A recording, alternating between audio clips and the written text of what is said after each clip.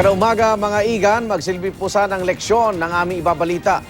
Huwag na huwag pong iwang mag-isa ang mga bata sa bahay dahil hindi po tayo nakakasigurado kung anong pwedeng mangyari sa kanila. Sa Tacloban City, Leyte kahapon patay ang apat na magkakapatid matapos masunog ang kanilang bahay. Ayon sa City Fire Department, hindi nakalabas ang mga bata sa kanilang bahay dahil kinandado yung gate. Ayon sa nanay ng mga biktima, umalis siya kasamang asawa ng madaling araw para mamalengke sa kanilang lulutuin sa kanilang kantin.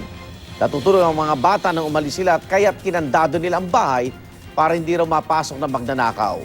Nagsaing din siya gamit ang rice cooker bago umalis pero hindi niya ito nahugot mula sa saksakan. Ito na ang nakikitang sanhi ng sunog. Lumung-lumo naman po ang nanay ng mga biktima sa nangyari ngayon humingi ng tulong para sa paggastos sa kanyang apat na anak na namatay.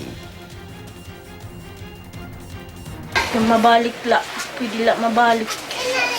Kanang nalak mag-negosyo.